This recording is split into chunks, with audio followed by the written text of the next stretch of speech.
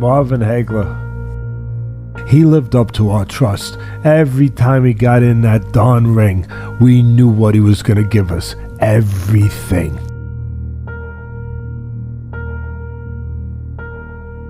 Way too often, we use the term great. Sometimes that word is thrown around almost to the point where it loses some of its strength, some of its credibility. It should not be lost with Hagler. Great belonged with Hagler. He went and sought out, I'll say it again, he sought out all the best middleweights in the country, and he fought them all in their hometown. To the point where he lost 2 fights. One was to Boogaloo Watts, and the other was to Willie the Worm Monroe. Now, the one with Willie the Worm Monroe, real slick guy, he lost that fight. And he, being the honest guy he is, he said, I still got a lot to learn. And he sure as heck, he went and learned it. He came back, and of course he learned, and he beat Willie the Worm twice. He stopped him once.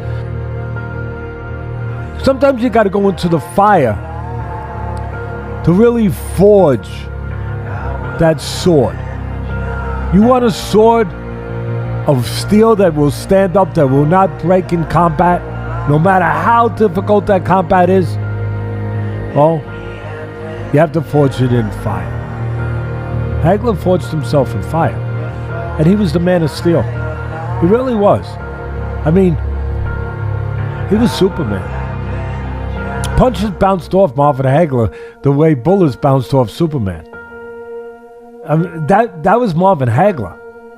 I mean, the chin on that guy, the determination, the will, the character.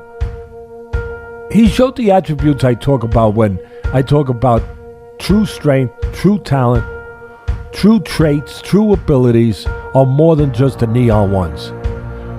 If you want a friend in life, what do you want? You want someone who's dependable, trustworthy, somebody who's reliable, somebody who you can count on, somebody, if they're your friend, you call them at 1 o'clock in the morning, they don't hang up on you. They don't remind you what time it is. You know what they say? Okay, I'll be there in 10 minutes.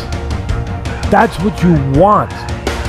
You got it with Marvin Hagler, okay? That's what you got, Ken. That was his power. That was his strength, along with all his physical attributes and everything else, and the way he could fight it, being a southpaw. And he could fight inside, outside. He could counterpunch. He could box. He'd go get you. He'd wear you down. He'd break your ribs. All of that stuff. All of it. But he was dependable. He was loyal. Loyalty is a power. It's a strength. If you could be loyal in your life to people when it's difficult to be loyal, you're a strong person. You have strength. You have character.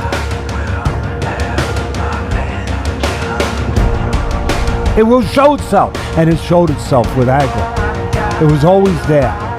It was always there. The guy would never, ever submit. If he didn't submit to those things, he wasn't submitting to anything in the ring either. He's not only the greatest middleweight or one of the greatest middleweights of all time, he's one of the greatest southpaws of all time. So you get both with Hagler. And like I said, he fought everybody, anywhere, anytime. Everybody. And he was no frills. He didn't come up with a silver spoon. Damn it, he didn't even have a freaking spoon. You know? He didn't get an Olympic gold medal. He didn't have all that, which is great. He didn't have the money from the promoters, the big money and the hoopla. No, he didn't have. He just had Marvin Hagler. That's what he had. It was enough. It was enough. He earned every freaking thing he got. Every freaking thing he got. And boy, oh boy, he really built himself into some kind of man, some kind of fighter. He really was a throwback. And he was the guy that his whole life followed in that kind of thing. Like, he's a guy that wasn't spoiled. He's a guy that, had to do it the hard way.